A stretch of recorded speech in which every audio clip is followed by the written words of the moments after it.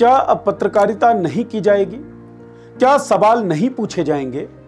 क्या केवल हां में हां मिलाने की ही आजादी होगी? ये सब सवाल कई बार हमने उठाए हैं। 2024 के लोकसभा चुनावों को इस नजरिए से भी देखा जा रहा था कि इसके बाद फ्रीडम ऑफ एक्सप्रेशन का क्या हाल होगा। चुनाव के परिणामों के बाद इस चिंता में थोड़ी कमी आई, लेकिन राहुल गांधी द्वारा प्रेस कॉन्फ्रेंस के दौरान एक रिपोर्टर को चुप कराने के लिए जो तरीका अपनाया गया, उसने सोशल मीडिया को दो धड़ों में बांट दिया और उस सवाल को फिर से गुंजा दिया। पहले ये वीडियो देखिए। कई बारी जब सेशन होता है तो सत्ता पक्ष और विपक्ष आमने सामने होता है, जेपीसी की मांग होती है और सेशन पे सेशन वॉश आउट हो जाते हैं और जनता का पैसा वेस्ट होता है। तो क्या आपको ये तो बीजेपी की लाइन है। तो क्या नहीं, मतलब जनता का पैसा के सेशन वाटर, आप ऐसी टी शर्ट ले लो ना, एक मैं आपको दे दूंगा, उनका वो सिंबल दे दूंगा आपको, ये उनकी लाइन है। सवाल आपको पसंद नहीं आए वो अलग बात है, पर आपको किसी नहीं, सवाल मुझे बहुत पसंद आ रहा है। इस तरह से उंगली उठाने की जरूरत नहीं है। आप बहुत अच्छा लग रहा है, बोलिए। बीजेपी का बैच पहनने की आप सवाल पूछिए ना। नहीं, आपको भी जयराम साहब ये बोलना चाहिए, सवाल गलत बात है। सवाल पूछिए। राहुल बीते दिनों जिस तरह की राजनीति कर रहे हैं, या फिर विपक्ष जिस तरह से इन चुनावों को संविधान से जोड़कर लड़ा, उसके कारण उनसे आदर्श आचरण की उम्मीद करना स्वाभाविक है। लेकिन यहां फैक्ट यह भी है कि चुनाव का संविधान बचाने की लड़ाई में तब्दील हो जाने का बड़ा कारण मीडिया है। नरेंद्र मोदी की पिछली 2 सरकारों में मीडिया का स्वरूप बहुत विकृत हुआ। मीडिया जो जनहितैषी होना चाहिए था, उसका बड़ा तबका जन विरोधी हो गया। बेरोजगारी पर युवा प्रदर्शन करते तो एंकर्स प्रदर्शनकारियों का ही अपमान करते। कोरोना से लोगों की जानें जाती तो भी समस्या लोगों में ही बताई जाती।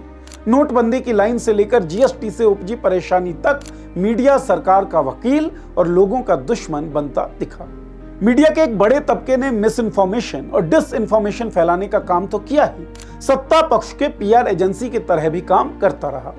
मोदी खुद को अवतार बताते रहे और ये मीडिया आंखें फैलाए चमत्कृत हुए सब सुनता रहा। पहले जब तक मां जिंदा थी, मुझे लगता था कि शायद बायोलॉजिकली मुझे जन्म दिया गया है।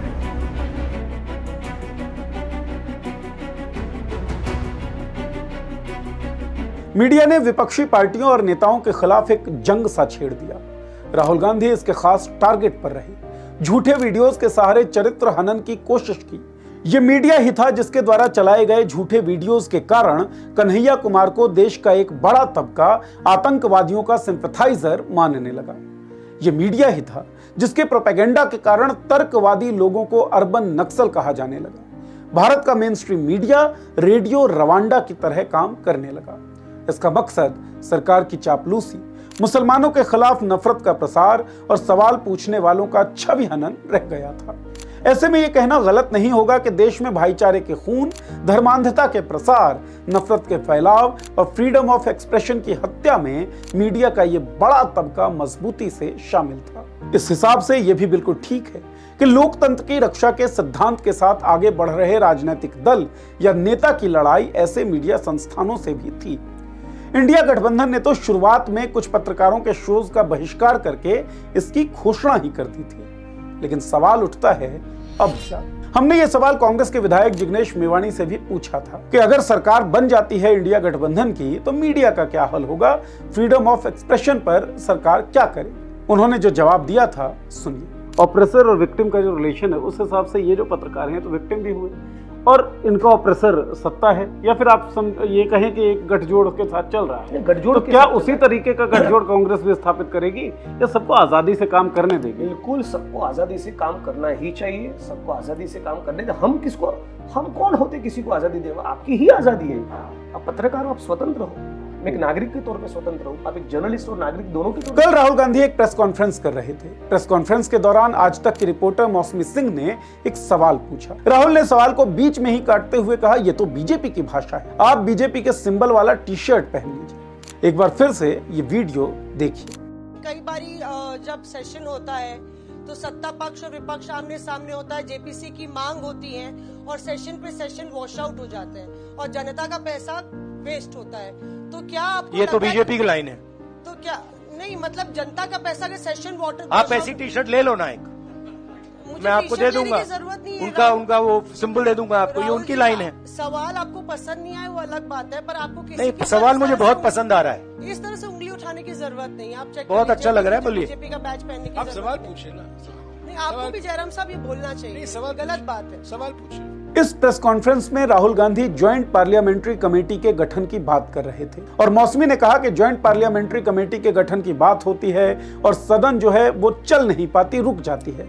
इससे जो लोग हैं उनका पैसा व्यर्थ होता है। मौसमी को पता होना चाहिए कि ज्वाइंट पार्लियामेंट्री कमेटी भारतीय संसद के लिए कोई अनजान चीज नहीं। राजीव गांधी सरकार में बोफोर्स स्कैंडल से लेकर नरेंद्र मोदी की सरकार में पर्सनल डेटा प्रोटेक्शन बिल की समीक्षा के लिए जेपीसी का गठन हुआ, लेकिन मोदी सरकार अदानी मामले पर जेपीसी की मांग को लेकर असहज हो गई थी। इससे पहले नोटबंदी और राफेल डील में भी जेपीसी की मांग को अस्वीकार कर दिया गया था। इन फैक्ट्स के आलोक में यह कहा जा सकता है कि संसद में बीजेपी की लाइन रही है डिस्कशन ना हो, डिबेट ना हो और जांच ना हो। मौसमी का सवाल और उनका आर्ग्यूमेंट भी इसी ओर इशारा कर रहा था कि डिबेट, डिस्कशन या जांच की मांग करके विपक्ष कुछ गलत कर रही है। कुछ लोगों का कहना है कि अगर सवाल पूछा गया तो स्किप किया जा सकता था या अपना पक्ष रखा जा सकता था, लेकिन राहुल ने तीसरा रास्ता चुना।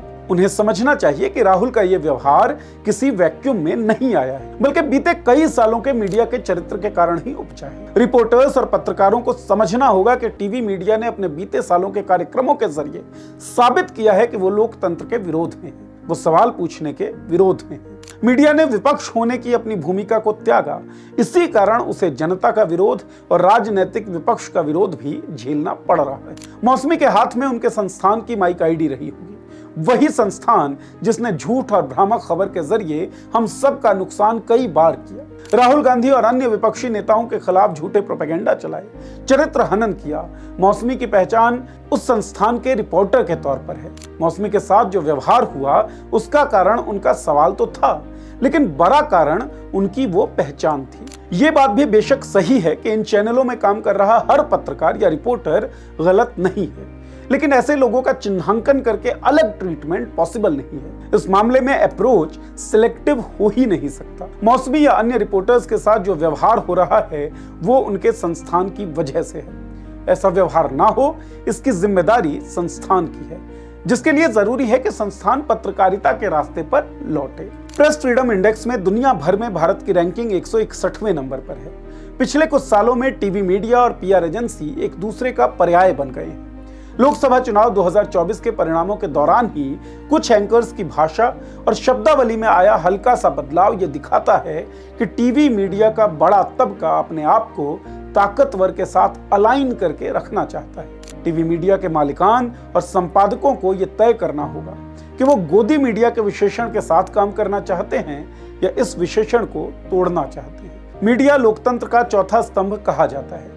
चौथा स्तंभ वो तभी बना रहेगा जब तक वो जनहितैषी मुद्दों को उठाएगा, जनहितैषी मुद्दों पर बात करेगा। मीडिया के मालिकान और संपादकों को यह समझना होगा कि मीडिया की भूमिका सतत विपक्ष की भूमिका है। इसके अलावा अगर आप सत्ता पक्ष की चाटुकारिता को पत्रकारिता समझेंगे तो इस तरह के दृश्य, इस तरह के हमले और इस तरह का व्यवहार सामने आता ही रहेगा। आपको ये वीडियो कैसा लगा ये जरूर बताएं और मीडिया के जो वर्तमान स्वरूप है उसके बारे में आप क्या सोचते हैं इस वीडियो के कमेंट बॉक्स में लिखकर हमें सूचित करें। इस वीडियो को लाइक करें, शेयर करें, हमारे चैनल को सब्सक्राइब कर लें ताकि इस तरह की वीडियोस आपके सामने आती रहें। बहुत बहुत शुक्रिया।